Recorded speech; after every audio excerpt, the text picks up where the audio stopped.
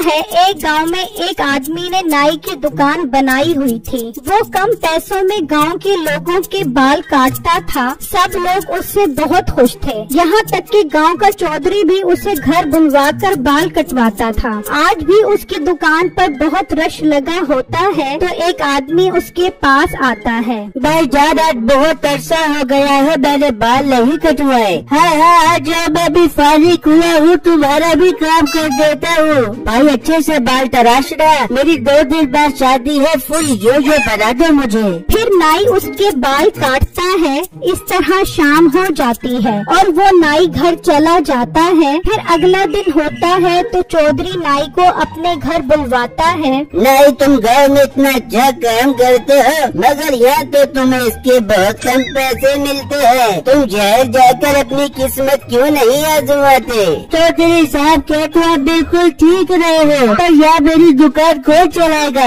यहाँ तो कोई भी आ जाएगा। तुम्हें कुछ अर्सा शहर में जाकर काम करना चाहिए। मेरा एक दोस्त है वहाँ, उसका पूरा कारोबार है, तुम्हें उसके पास जाना चाहिए। उसे तुम्हारे जैसे आदमी की तलाश है। चौधरी साहब, मैं घर वालों से मशवरा करके कल आपको बताता हूँ। वो नाई खुशी खुशी घर जाता है और घर वालों को ये बात बताता है तो वो सब बहुत खुश होते हैं।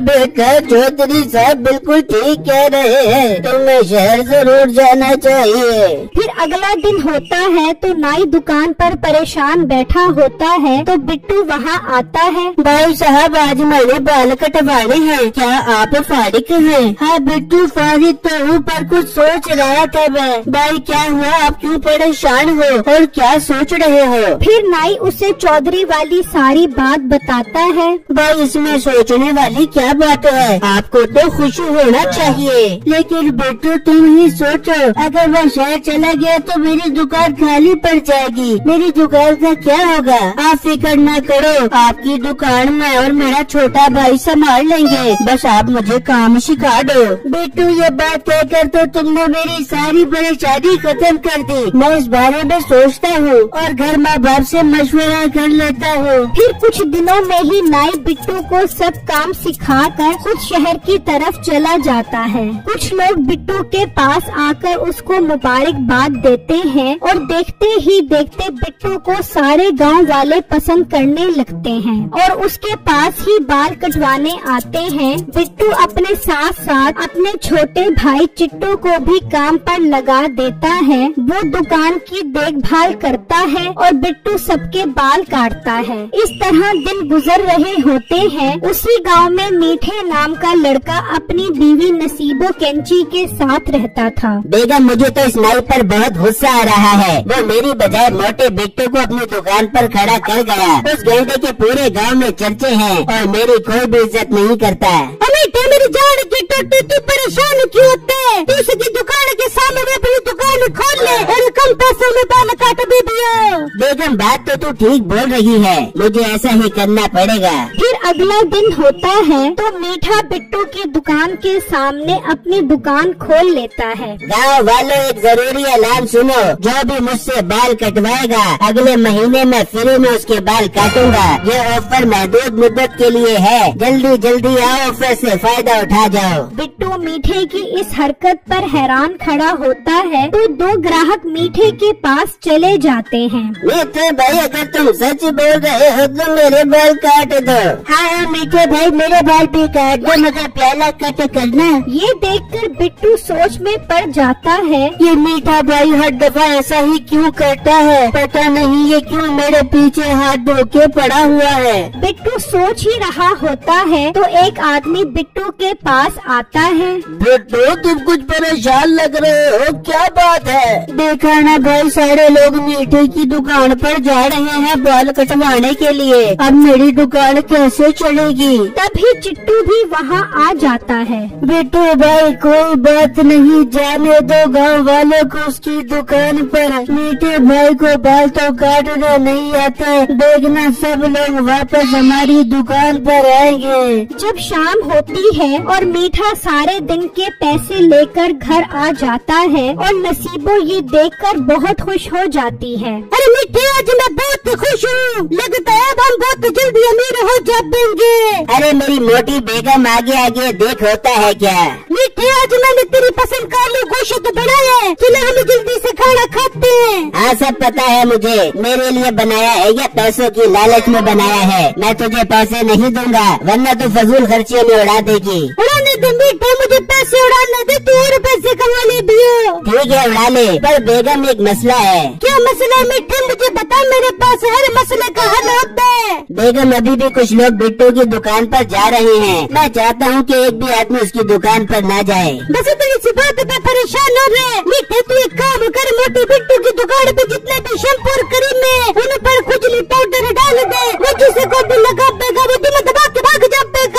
फिर अगला दिन होता है और मीठा एक दुकान पर आता है। भाई साहब, एक खुजली पाउडर का डब्बा दे दो।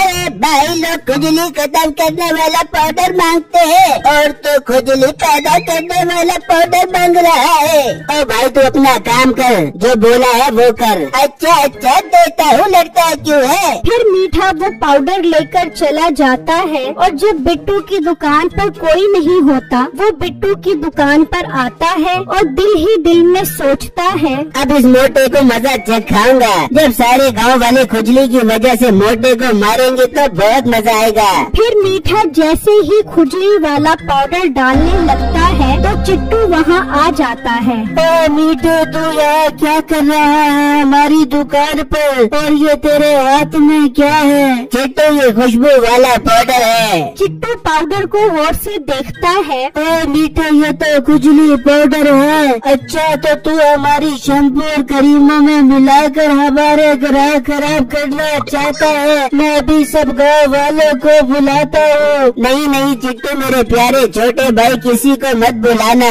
मैं जा रहा हूँ, आइंदा कभी ऐसी हरकत नहीं करूँगा। ठीक है मीठे, दफा हो जा हमारी दुकान से।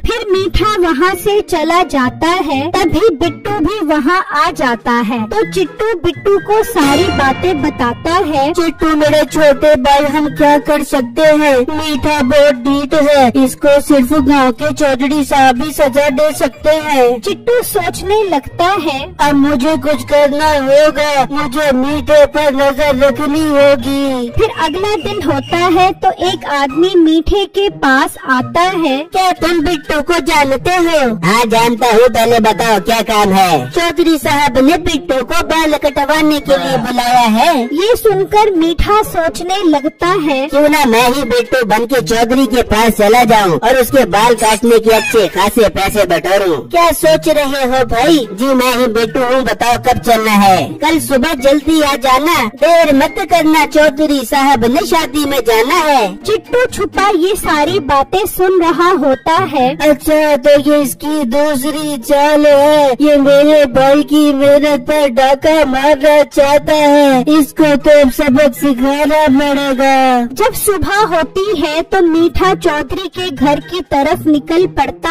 है तो चिट्टू भी चुपके से अपने पालतू कुत्ते को लेकर उसके पीछे जाता है और चौधरी के घर पहुंच जाता है। फिर मीठा जैसे ही चौधरी के बाल काटने लगता है तो चिट्टू अपना कुत्ता छोड़ देता है। तो मीठा डर कर चौधरी के गलत बाल काट देता है। चौधरी शीशे में देखता है तो उसके बाल खराब कटे होते हैं। मनोज इंसान, ये तूने क्या किया मेरे बालों के साथ? चौधरी साहब, ये बिट्टू के कुत्ते की वजह से हुआ है। बिट्टू के कुत्ते की वजह से? तो तू कौन है? चौधरी, मैं ही मीठा हूँ। तभी चिट्टू आ जाता है और चौधरी साहब को सारी बातें बताता है, जिसे सुनकर चौधरी को बहुत गुस्सा आता है। मुंशी, काम करो, इसे पकड़ कर इसकी टिंड कर दो। फिर वो उसकी टिंड कर देते हैं। जब मीठा टिंड के साथ घर जा रहा होता है तो लोग उसे देखकर हंसते हैं। मीठे को अच्छी सजा मिल जाती है और सब गांव वाले बिट्टू की दुकान पर वापस आ जाते हैं।